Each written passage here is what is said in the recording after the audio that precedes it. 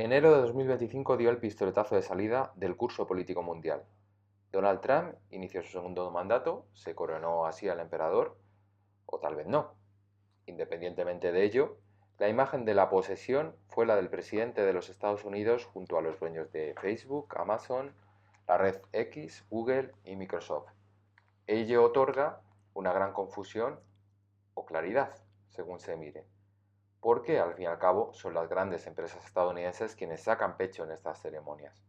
Pero las compañías acompañantes del presidente de los Estados Unidos de América ya no es la Ford, como antaño, por poner un ejemplo.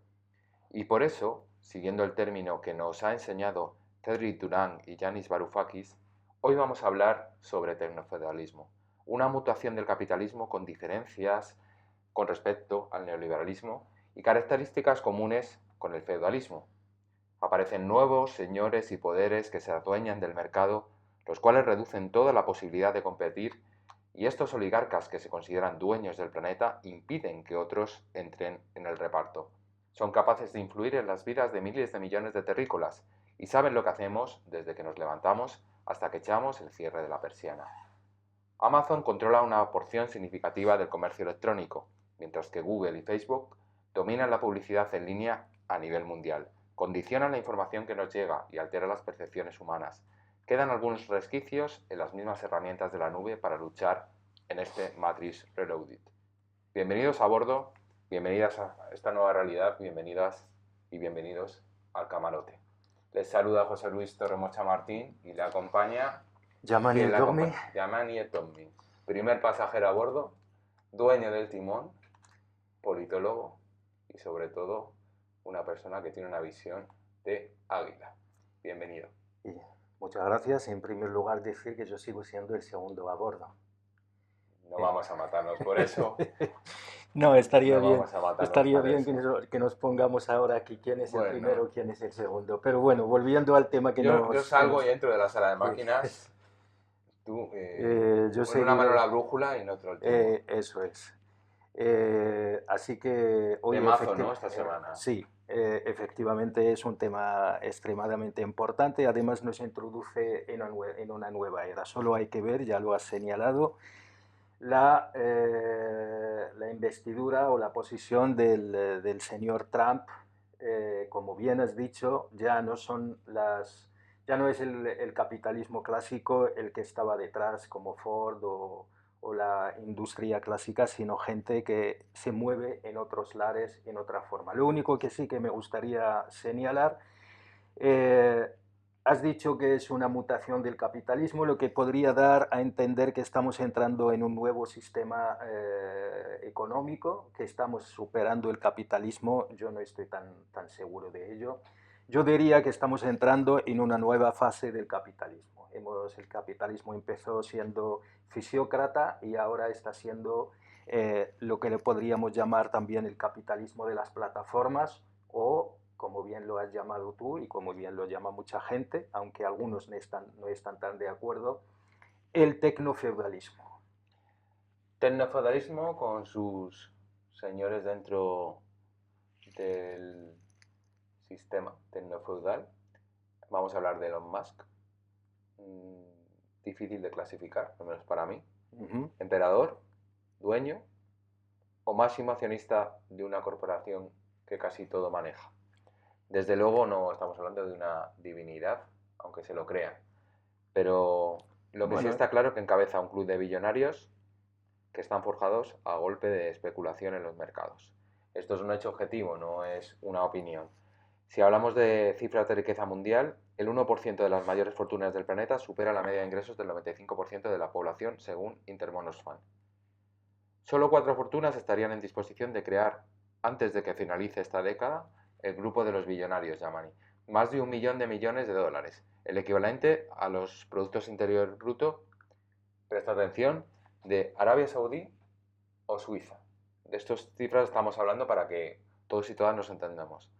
Y de este selecto grupo, pues Elon Musk, hasta donde se sabe, es la figura central. Es la persona más rica del mundo a día de hoy. Por aportar otros datos más que dimensionan pues, el volumen de estas cifras de números de dólares mareantes.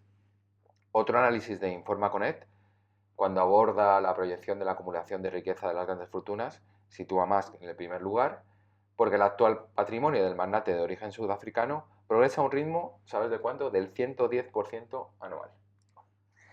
Bien. Si nada lo frena, en 2027 rebasaría los 1,195 billones. Para explicarlo de manera metafórica, el patrimonio que tendría sería el de 4 palacios de Versalles. No es nada, no está tan mal, ¿eh? Le siguen otros señores feudales, Bezos, Zuckerberg y Page. Son parte del club de 1000 millonarios, al que pues ya se integraron antes el cofundador de Microsoft, Bill Gates, que parece que está como olvidado en la historia, y aparece hasta un señor modesto Nada. y preocupado por los derechos humanos y el clima, ¿no? Sí. Steve Ballmer, que también es de Microsoft, y Larry Ellison de Oracle. Para terminar, y ya te doy la palabra, Yamani, Musk lideró el ranking de Forbes 2024 con 205,400 millones de patrimonio. Le sigue Bezos, le sigue Zuckerberg, le sigue Page y le sigue Gates. Bueno, en primer lugar, es importante ver como que estos hombres, porque todos son hombres, Curioso. curioso, ¿verdad? Hoy, que es el día 8M, eso Efectivamente, que es venimos un del buen dato. 8M. El Eso, programa se va a emitir el 9, pero sí, bueno, sí, pero es un buen entre el 8 dato y el ver que 9. al final los más ricos, los más poderosos del mundo son hombres. Y lo más, quizás también, otra cosa que señalar es que son todos pertenecientes a ese nuevo, que algunos pretenden llamar nuevo sistema económico, el tecnofeudalismo. Todos al final, o la mayoría de ellos, pertenecen a ese sistema, a ese nuevo, lo que yo llamaría subsistema que está emergiendo, que es el tecnofeudalismo, que es el capitalismo de la nube, ¿no? Que no produce nada, pero ahí están su capacidad de influencia, ¿no? Ya no solo en nuestras vidas cotidianas a través de la Big Data, sino ya tienen toda la capacidad de intervenir incluso en lo político. Solo hay que ver Musk, un tipo que no está elegido por nadie, y ahí está intentando reducir el Estado estadounidense a su mínima expresión. Y por lo tanto esto me lleva a un hecho que para mí el tecnofeudalismo no deja de ser un subsistema dentro del neoliberalismo, porque comparte con él esa obsesión por la reducción del Estado a su mínima expresión. Y esa también otro matiz, que es un sistema puramente parasitario, porque un tecnofeudalista no produce absolutamente nada, sino que además no solo que no produce, sino se hace con nuestras vidas, se hace con nuestros datos, se hace con nuestra forma de vivir, con nuestro discurrir por el mundo, por la vida, se hace con nuestra existencia, parasitándonos a nosotros y a nosotras como trabajadores y trabajadoras, productores y productoras, pero es que además parasita al propio empresario, lo cual, eso es a mi juicio, es extremadamente importante. El clásico trabajador o el clásico proletariado ya está sometido a doble explotación, al parasitismo, a los tecnofeudales parasitarios, y a la explotación del propio empresario clásico. Lo cual, por ejemplo, si un trabajador que está en una fábrica de producir zapatos estaría sometido a la explotación de su jefe, del dueño de la empresa o de la fábrica, pero es que además, si su zapato, su producto se vende en la nube, estaría sometido también, estaría parasitado por Jeff Bezos, por ejemplo. Compartes entonces la hipótesis de Varoufakis, que dice que el empresario se ha convertido en vasallo de algún feudo de la nube. Él recurre mucho en sus artículos y tus textos al dato de que el 40% de un producto final que se vende en Amazon se lo lleva su propietario, Sí, Jeff Bezos. Eh, Está claro que todas esas horas muertas que solemos pasar en TikTok, Facebook, Instagram, contribuyen a que se produzca capital en la nube, pero volviendo a Varoufakis es lo que dice que no se genera pues ninguna forma de autoconsumo, como en el sistema feudal. Eh, Absoluta, de hecho, pero efectivamente sí. Más que Nos, existir medios de producción que vendan productos, además se modifica el comportamiento y no se consiguen medios de subsistencia. Para entendernos, no es el señor feudal que te daba la tierra, tú tenías que explotar la tierra, pero tenías una pequeña parcela pero es para que generar. en el sistema feudal había una, lo que llamaban la solidaridad mecánica, es decir, que había una interdependencia entre el señor y el vasallo a través de la protección. El vasallo producía, el siervo producía, a cambio de el señor le tenía que proteger. No obstante, en este sistema, nuevo feudal, el nuevo feudalista, el nuevo señor no tiene ninguna obligación con su vasallo, absolutamente nada.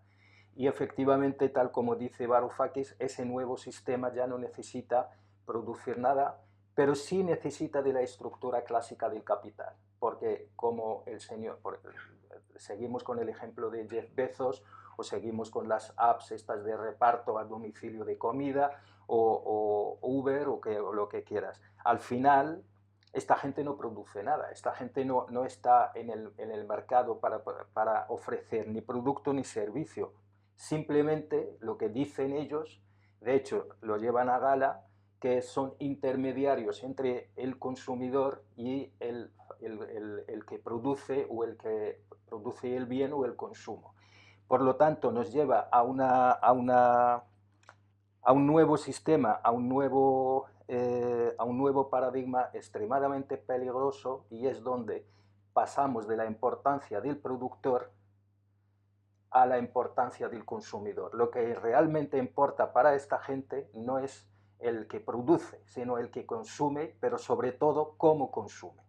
Y por eso, y perdona que te diga lo que decías antes en la introducción, que esta gente al final es como si nosotros producimos una plataforma, esa plataforma acaba siendo básicamente la que se adueña de nuestras vidas.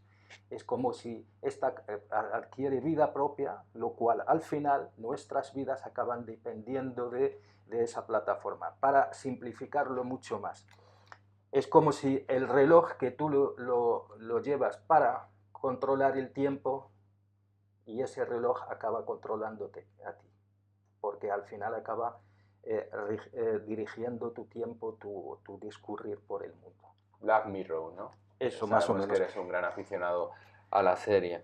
Dentro de lo que estabas hablando, ahí el papel de los sindicatos es bastante complejo porque como lo has planteado, que está todo volcado en el consumo y no se sabe un sindicato con quién tiene que negociar, bueno, va a negociar directamente con Jeff Bezos, realmente las acciones serían ir al boicot de la plataforma. Y ahí los sindicatos, ¿Pero dónde está la plataforma? Amazon, te quiero decir, negarse Uh -huh. desde aquí, estamos dando una opción, no somos los principales boicotadores de Amazon, no nos importaría decirlo, pero sería la única acción directa contra este tipo de señores tecnofeudales, el no consumo. Claro, y en eso yo quizás tendría algo que aportar ahí, puesto que yo también soy sindicalista y estoy en el comité de mi empresa. Tú como sindicalista, para poder avanzar, para poder hacer algo, algún acto, necesitas saber contra quién. Contra tu jefe que está ahí, que es algo tangible. En el caso Eh, de los centros de distribución de Amazon, sí ha habido grandes movilizaciones en Europa de trabajadores y trabajadoras y aquí, lo que es la pura pero, distribución, pero de ahí a pero llamar a boicotear la empresa, Pero ojo, que tenemos que diferenciar, por ejemplo, el tecnofeudalismo. Estoy seguro que el tecnofeudalismo en Estados Unidos no es el mismo. Ten en cuenta, por ejemplo, que en España todo eso, lo que llaman el trabajo de plataformas, al final en Europa han surgido empresas intermediarias entre las plataformas y los trabajadores, digamos, los trabajadores, ¿no? Y las trabajadoras. Un ejemplo de ello pues podría ser perfectamente digamos, los drivers, ¿no? Que al final, en realidad, tienen gestores que les gestionan todo esto, pero que ellos, aunque dependan de una plataforma, de una app, hay intermediarios. Por lo tanto, es mucho más fácil, digamos, proyectar tu malestar en estos intermediarios, no en la plataforma como tal, no en la app como tal, porque la app al final, vete tú a saber, está a lo mejor en San Francisco o en Silicon Valley, pero que tú trabajas aquí en España, lo cual el trabajo de un sindicato se complica muchísimo. No digo que no pueden hacer efectivamente, a lo mejor hay que ir a la raíz, pero que es bastante complicado y entramos en una era en la que el trabajo sindical clásico lo va a tener muy difícil. Al final es que la gente se organice. O sea, al final Efectivamente. Los sindicatos también tienen que evolucionar hacia nuevas formas de lucha y a combatir ciertos modos de consumo, incluso a confrontar con el consumo. Claro, el problema es que los sindicatos, como cualquier otra organización, al final acaban siendo mastodonte, unas organizaciones muy rígidas y al fin y al cabo son organizaciones regidas por normas que vienen del siglo XIX, que incluso ya en el siglo XX ya se les veía ciertas goteras, por decirlo de algún modo, ¿no? Imagínate ahora donde el capitalismo o la nueva fase del capital está en la nube, ya ni siquiera mientras que tú te mueves en un sistema o en un subsistema que está en la nube, los sindicatos siguen moviéndose con afiliados que tienen que afiliarse, tienen que organizarse del modo clásico, tienen que hacer asambleas, etcétera, etcétera. Eso es un modo que está bien, que por supuesto hay que conservar, porque el sistema capitalista todavía necesita del capitalismo histórico, por decirlo de algún modo, todavía necesita de estas estructuras clásicas, pero frente a esta nueva fase del capitalismo, que es el tecnofeudalismo, las estructuras clásicas ya han dejado de tener, no voy a decir que no son viables, pero sí que van a tener muchas dificultades, porque insisto, ¿cómo tú te vas a defender frente a una plataforma cuya sede está en otra parte del mundo y al final, y no solo eso, sino que al final no se basa en el trabajador como tal, sino en el consumidor? Su beneficio no está en el trabajador, sino en el consumidor. De hecho, insisto en ello, si ellos dicen, yo no soy una empresa clásica.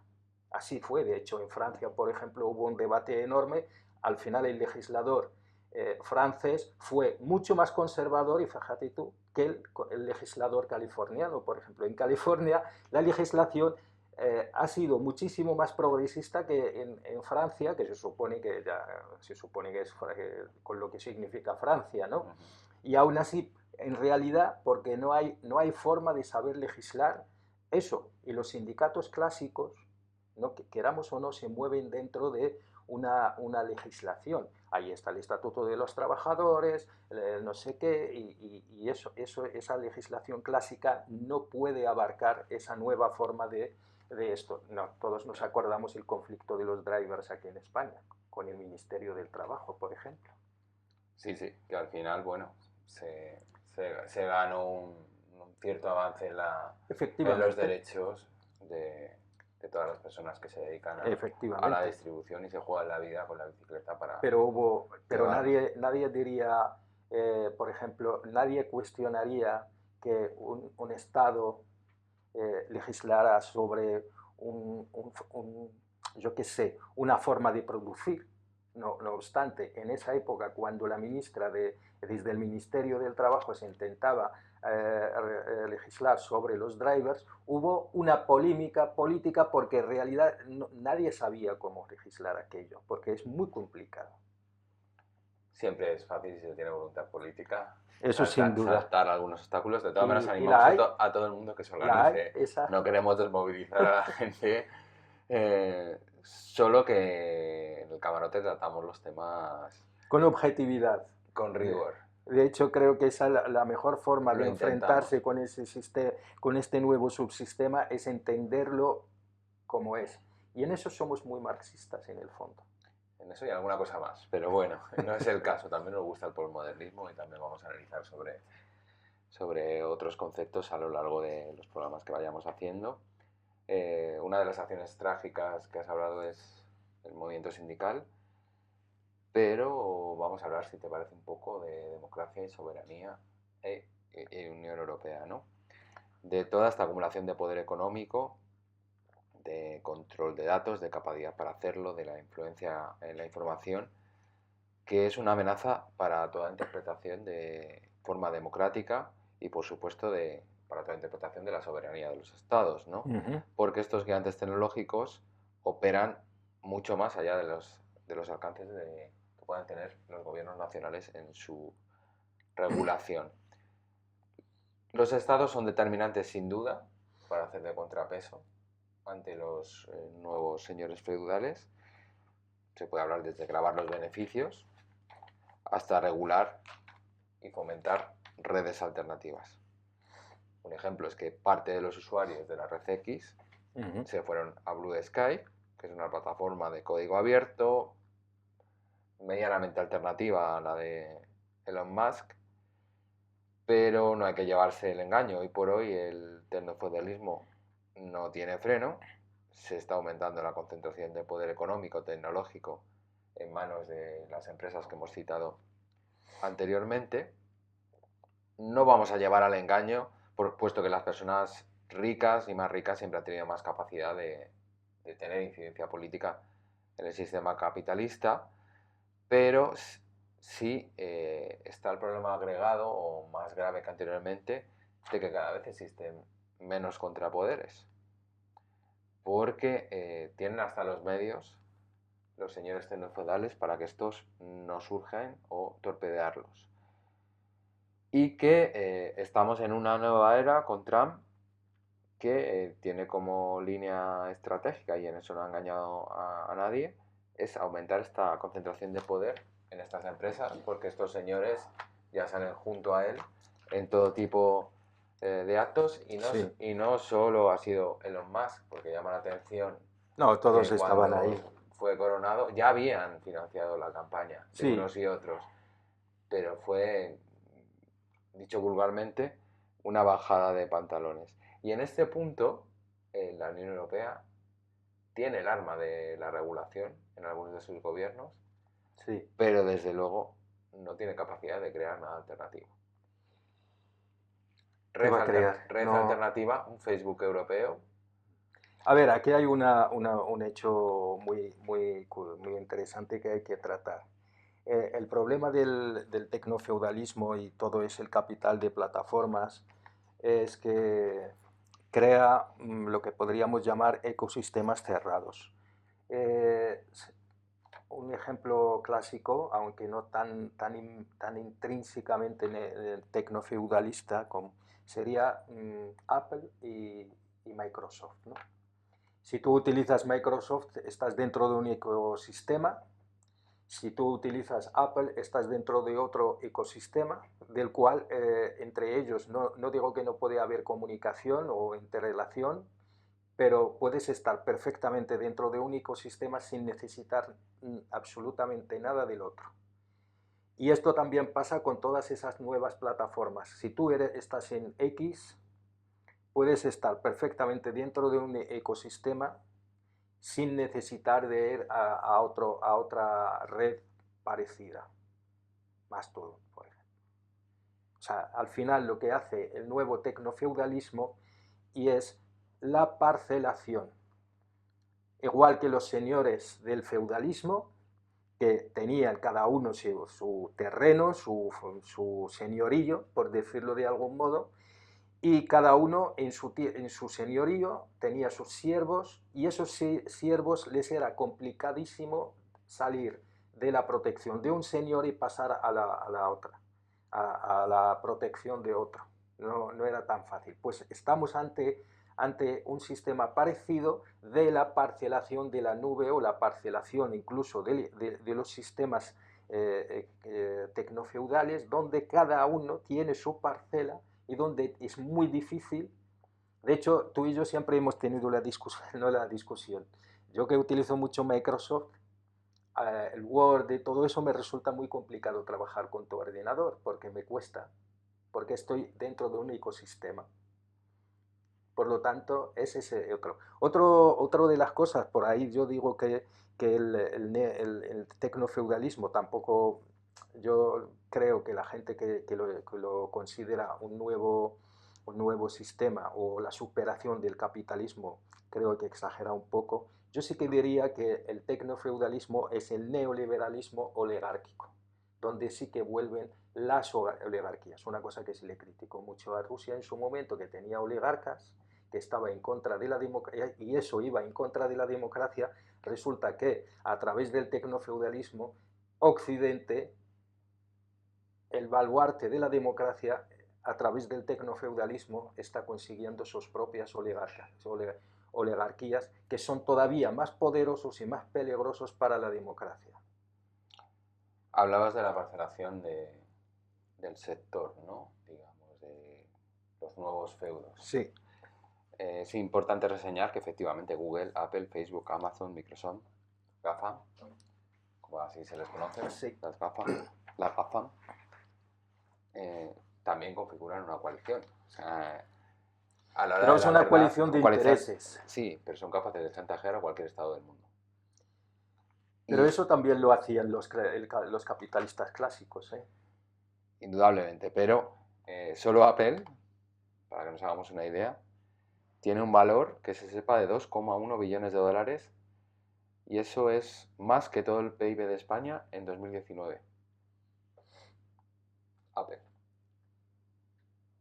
Ya, y Capaz de chantajear, solo Apple, una de estas, es capaz de chantajear a cualquier estado de los enriquecidos del mundo. claro, a eso iba. Por eso te decía yo que antes se le criticaba a Y Putin de haber... juntas determinan las políticas. Te quiero decir que son capaces de ponerse de acuerdo y tener un acuerdo sólido para imponer su sistema tecnofeudal. Sin duda, de hecho ya lo están imponiendo al menos y más con la llegada de Trump. Pero ojo, que Trump tenemos que analizarlo bien. Trump no solo es tecnofeudalismo, Trump no solo son esos señores que estaban detrás de él, de Apple, de PayPal, de Mark Zuckerberg y toda esta gente, Facebook, etcétera, es de GAFA. No solo es GAFA. Trump es otra cosa además. Además de eso, probablemente estos son las caras más visibles, especialmente a Elon Musk. Pero Trump se debe a MAGA. Y yo insisto, MAGA también tiene otra cosa Hablaremos dentro. de la ilustración oscura a lo largo de este Efectivamente. programa, que es una parte. Pero ya que sacas el tema, ¿quién es el emperador? ¿Trump o Musk? Como tengo que ser coherente, y yo sé que en el sistema capitalista la política es un uso masivo, un uso intensivo del capital o de la economía, y como el tecnofeudalismo sigue siendo un subsistema del capitalismo, es una fase del capitalismo, un subsistema del neoliberalismo, diría, un neoliberalismo jerarquizado de oligarquías, y para ser coherente con mi tesis que vengo defendiendo todo ese programa, te voy a decir que no hay un solo emperador. GAFAM es la imagen magnificada del emperador y Trump es uno de los siervos. ¿Consideras a Trump siervo? Sin Brazo duda. ejecutor. El brazo ejecutor, además el mejor brazo ejecutor posible. Vamos a hablar de digitalización. No le vamos a dedicar mucho tiempo a esto, pero yo creo que es importante pues, la respuesta de los partidos políticos ante un deber que debería ser la digitalización a nivel social, económico, cultural y productivo, que debería ser Depende de qué parte del mundo. una prioridad. Sí, pero no se le da el peso que merecen los programas políticos y más que los programas en agenda mediática a la hora de afrontar una campaña a este asunto, porque también en realidad la digitalización la están implementando la GAFAM. O sea, y realmente no se es capaz de proponer desde ningún gobierno este tema en la relación con ellos, sobre todo la Unión Europea, que supuestamente tenía esa fortaleza de imponer regulaciones. Sí, decían que Estados Unidos inventaba, China copiaba y Europa legislaba, ¿no? La Unión Europea. Sí, la Unión Europea legislaba, pero yo creo que si vemos los movimientos últimamente de la Unión Europea y las distintas cumbres que han hecho, la pregunta es sencilla, ¿para qué? ¿Cuál será el tema más importante de las últimas cumbres? No solo de la Unión Europea, porque ahí estaba Starmer también. ¿Cuál fue? El pretexto era Ucrania, pero el objetivo era aumentar el gasto militar. ¿Y eso quién lo viene fomentando? Estados Unidos, el brazo ejecutor del emperador GAFA. Muy bien. Después de esta metáfora que ha soltado Yamani, vamos con una película siniestra y real. Parece un episodio de Marvel, para quitarle dramatismo a este movimiento y a esta realidad que de por sí es bastante dura. Vamos a hablar de la neoreacción NRX. Eso es. O ilustración oscura. En este nuevo paradigma, que bueno, más allá de las personas que nos interesa más pues la política internacional y que no nos consideremos evidentemente más que nadie, ni muchísimo menos, pero que gastamos mucho tiempo muchas veces mal aprovechado en hablar de conceptos, realidades, historias, confrontaciones, subversiones, conspiraciones. En este nuevo paradigma, esto es real, aunque suene exagerado. Algunos sueñan con un Estado que esté liderado por grandes corporaciones tecnológicas, donde la economía esté dirigida por un CEO, sí, y con una desigualdad estructural que incluso sea vista como positiva y como elemento de progreso. efectivamente. Es llevar los dogmas neoliberales a la normalización y a más allá. Y es algo que la extrema derecha estadounidense, digamos, lo está impulsando Sí, con la alt-right. bastante. Esto lo vinculan a la guerra cultural, al rechazo frontal de la igualdad y las libertades ciudadanas y por supuesto, esto lleva al encubrimiento de los señoros feudales. Algunos de ellos antes creían en la igualdad aparentemente, y en la ganancia de derechos por parte de ciertos colectivos, como mujeres, LGTBI, sí, etcétera. Y por supuesto, todos los defensores de la ilustración oscura defienden los sistemas autoritarios para imponer este modelo. Como hemos ya mencionado, su batalla es contra la agenda woke, feminismo, aterricismo, derechos LGTBIQ+, pero no hay que llevarse al engaño. Lo que antes era subversivo se ligaba en esta parte de la Europa periférica al cuestionamiento de los esquemas morales dictados por la Iglesia, y ahora lo guay, entre comillas, no para nosotros por supuesto, es acabar con los neoderechos, acabar con la igualdad de género, con los derechos de las personas trans, por poner un ejemplo, porque amenazan los valores tradicionales. Es decir, acabar con un cierto consenso progresista que se había establecido. Sí, bueno, solo hay que ver lo que está haciendo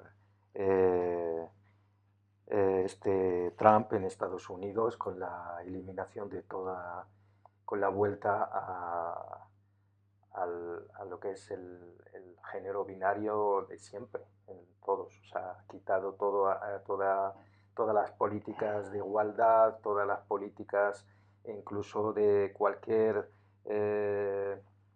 alusión a derechos del colectivo LGTBI, los ha quitado de toda, al menos en lo discursivo, en todo. Y luego también hay que decir... Y lo que ellos llaman Sí. la esta de género.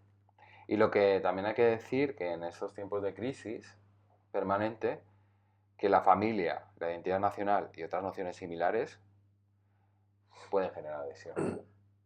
Eso ya está pasando. Sí.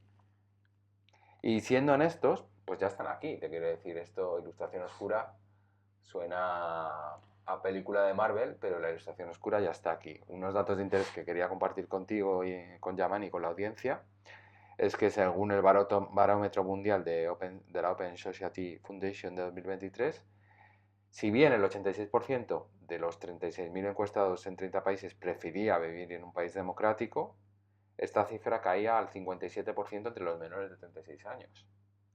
El 42% de estas personas jóvenes, mayormente hombres, todo hay que decirlo, creía que las dictaduras militares son preferibles, mientras que un 35% preferiría vivir en un régimen civil, pero autoritario.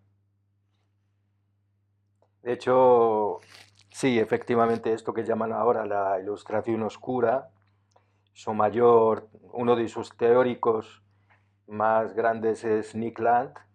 En una de las entrevistas que le hicieron o en un encuentro que hicieron, él mismo, estamos hablando del mayor teórico de la ilustración oscura y el mayor inspirador, por decirlo de algún modo, de la alt-right y la NRX, de ese neoreaccionarismo de Estados Unidos. Y una de sus frases ilustrativas dijo: el mundo se ha vuelto demasiado landiano, me retiro. Él mismo decía, estamos hablando del, y este, por ejemplo, estamos hablando de uno de los mayores teóricos de la ilustración oscura. Y además comparte unas tesis muy interesantes, esto está con Alexander Dugin, por ejemplo, con el libro de la cuarta teoría política, ¿no? Estos dos autores ahí los dejamos para la gente. Nosotros, por supuesto, por imperativo del tiempo no podemos entrar en profundidad, pero ahí están para que la gente lo sepa. Seguimos diciendo, y lo tenemos que señalar, que nosotros no es que queremos hacer apología de esta gente, sino que creemos, no sé si compartís conmigo la tesis, José Luis, que esta gente, igual que ellos, nos conocen muy bien. De hecho, Nick Land conoce muy bien a Lenin, por ejemplo. Ha leído muy bien a Lenin, y esta gente de la Ilustración Oscura y de la alt-right americana, estadounidense, perdón, conocen muy bien, han leído muy bien y han comprendido muy bien a Gramsci. Sí, sobre todo haces incidencia en que han comprendido muy bien, Han no solo han comprendido, leído, porque no, antes no, no, leían mucho, sí, pero pero no lo no, no, sabían me refiero a han aplicar comprendido, han para su favor. estudiado, han Sí. comprendido muy bien, por ejemplo, el concepto de hegemonía de Gramsci. Y con esto añado una cosa importante. La ilustración oscura es un movimiento contra la modernidad. ¿Y qué significa la modernidad? ¿Qué es lo que nos trajo Contra la ilustración. contra la Claro. modernidad, que es la ilustración, contra la ilustración, por supuesto, como hijo legítimo de la modernidad, ¿no? Entonces, ¿qué es lo que dice la modernidad? Por ejemplo, uno de los pilares de la modernidad es los derechos del individuo, los derechos individuales. De ahí que ellos atacan completamente a cualquier expresión de individualidad, por decirlo de algún modo. Desaparece toda idea de pueblo. Estamos hablando de la alt-right estadounidense, que son en su propia... ellos dicen we the people, nosotros el pueblo hemos decidido, o sea, que dan una gran importancia al pueblo, pero esa alt-right, la derecha alternativa, el neoreaccionarismo, quiere acabar con toda idea del pueblo soberano, el pueblo que toma las decisiones.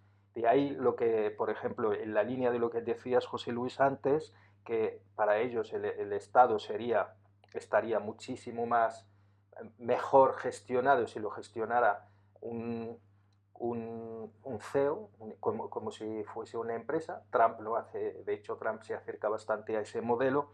Para ellos el modelo de Estado ideal serían países así como autoritarios de Asia, por ejemplo Singapur, Hong Kong, que no son democracias, pero son eficaces en la consecución de Que sus ya lo objetivos. era antes también. pensamiento neoliberal en su aplicación, Bueno, pero lo los que hay que reseñar, libertarios han ido todavía más pero que hay un lejos, ¿eh? caldo de cultivo. Sí, sí, los Cuando libertarios. estamos dando datos de que hay un descenso de aquellas personas que creen en un sistema medianamente democrático, el caldo del cultivo es ese. De hecho, ellos atacan a la democracia porque consideran que la democracia ya se ha vuelto una especie de, a través de lo políticamente correcto, se ha vuelto una dictadura, un sistema autoritario porque les impone a la gente pensar políticamente correcto. De hecho, básicamente ya para ellos la democracia se ha vuelto una democracia militante. Y eso para ellos Volviendo es a Trump, inaceptable. Giovanni, es indudable que es una figura para esta línea de pensamiento, por determinar de alguna manera, clave, porque están construyendo una idea de héroe mesiánico que va a salvar a los Estados Unidos, barra mundo capitalista, del estado profundo, ese estado profundo que constantemente bombardean con el mensaje de que es pederasta y satánico. Estado profundo, por supuesto, que vinculan al Partido Demócrata, fundamentalmente, y que más allá de que se pueda tomar a chiste que no deberíamos a canon, cuando intentaron tomar el Capitolio y sucedió lo que sucedió, Sí, indudablemente está calando. absolutamente. Y se va a notar en esta administración estadounidense, porque incluso tiene a varios integrantes de su ejecutivo que de alguna manera pertenecen a esta línea de pensamiento.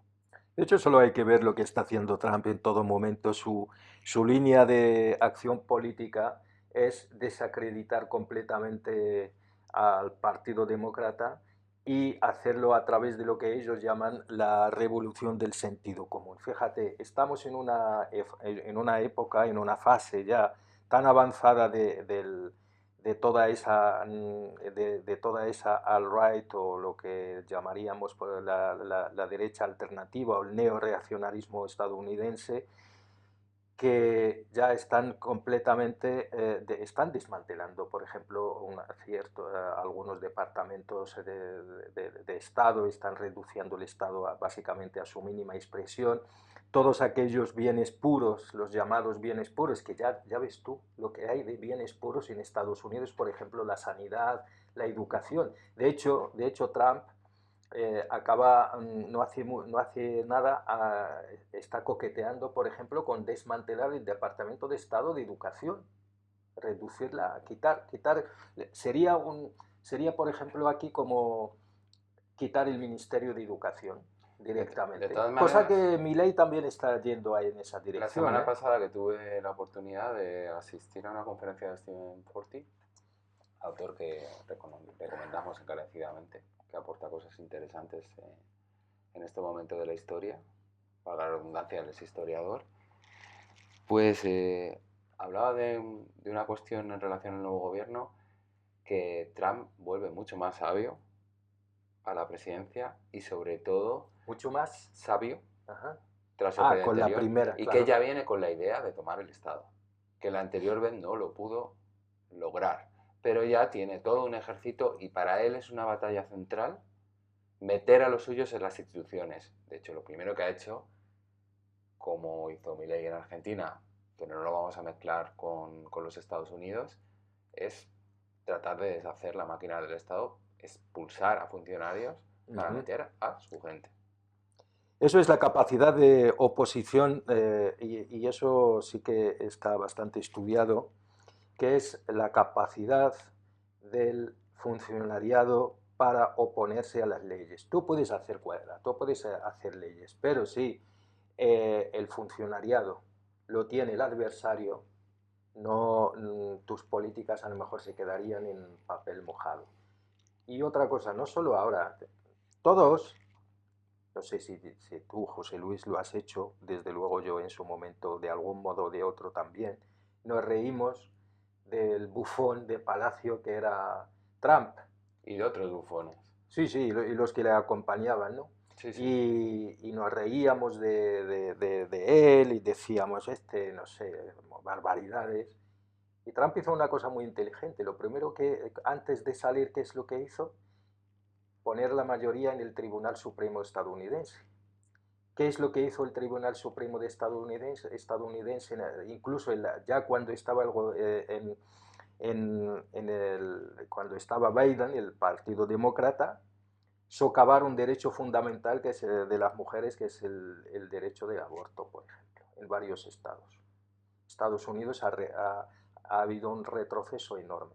Mientras en otros lares nos considerábamos moralmente y éticamente superiores a este señor y a todo lo que representaba, nos reíamos de los cascos con cuernos, ellos ya estaban metiendo su gente y estaban socavando derechos fundamentales. Y estaban empezando por lo que ellos consideraban que es el nodo gordiano del nuevo pensamiento o del pensamiento progresista. ¿Y cuál es? Atacar a un derecho como es el aborto. También hablaremos sobre estos temas, la justicia en Estados Unidos y, por supuesto, nuestra solidaridad e implicación con los derechos de las mujeres. Y más hoy, que también es el 8M. Son los nuestros. Efectivamente, mucho ánimo en la lucha a todas las mujeres del mundo y bueno, los que somos hombres, apoyar, estar detrás y a construir una sociedad igualitaria. Y sobre todo de construirnos. Y sobre todo de construirnos. Desaprender, más que... Todos los días. Todos los días desaprender. Y escuchando a... Si nosotros desaprendemos algo, ya estaría bien. Para ir concluyendo, ¿se puede decir, Yamani, que vivimos en una distopía? Te voy a leer un párrafo. Hoy hemos tomado como referencia a Varoufakis. Yo también te leeré que para nosotros es una autoridad, por supuesto, en este tema, que dice lo siguiente, escrito por él: la mente se revuelve ante una explotación de tal dimensión y tan radicalmente nueva. El mismo algoritmo que ayudamos a entrenar en tiempo real para que nos conozca de arriba abajo modifica nuestras preferencias y administra la selección y la entrega de los productos que van a satisfacer esas preferencias. Si dos personas escriben bicicletas estáticas en Amazon.com, obtendrán recomendaciones totalmente diferentes. Es como si en un mercado o centro comercial tradicional las dos personas caminasen una al lado de la otra, mirando en la misma dirección, pero viendo cosas distintas en función de lo que el algoritmo de Jeff quiere que vea cada una. ¿Estamos en una distopía? Hace unos años diríamos que esto es una distopía. Pues no estamos en una distopía. Es la realidad. Efectivamente. De marzo de 2025. Eso es. Y yo que también quería cerrar esto con un pequeño párrafo que me parece bien traído para el tema que nos une hoy. Adelante. Que nos ha traído hoy. Como un típico millennial, aunque nosotros no somos millennial precisamente, pero la autora sí, como un típico millennial pegado constantemente al móvil, mi vida virtual se ha fusionado con mi vida real. Ya no se diferencia de ella. Esto lo dice Judith Butler, escritora del libro El algoritmo del amor. Judith Duporte. He dicho Judith Butler, perdón. No, que estamos en 8. No, Judith Duporte, perdonad. Judith Duporte, no Judith Butler. Judith Duporte, escritora del libro El algoritmo del amor. Eso, amigo mío, ya nos lleva a una realidad en la que lo virtual y lo físico y lo real están tan intrínsecamente relacionados que el móvil, ese aparatijo que antaño nos ayudaba a comunicarnos con nuestra gente, hoy en día ya ha superado esa fase y forma parte de nuestras vidas, pero más allá de la mera comunicación. Para concluir, yo creo que la conclusión que una de ellas, ¿no?, que podemos arrojar a la audiencia, es que tenemos que abrir los ojos y profundizar en el tiempo en el que vivimos, desde los comportamientos que tenemos hasta cómo consumimos.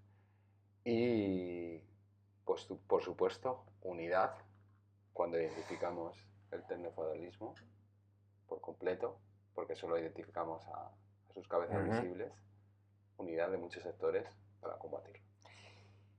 Y ya para cerrar, No nos vale estar en la resistencia, no nos vale seguir en la trinchera, hay que salir a la ofensiva. Ya no nos sirve solo estar en la trinchera protegiéndonos y resistiendo. Ahora ya toca salir a la ofensiva. Una buena defensa un buen ataque es la mejor defensa que tenemos en estos momentos, porque ellos nos sacan mucha, pero muchísima ventaja. Y digo ellos porque son ellos. Muchas gracias por acompañarnos. Seguiremos navegando. Así es, seguiremos navegando la próxima vez ya en otros lares y en otras latitudes. Hasta pronto. Hasta pronto.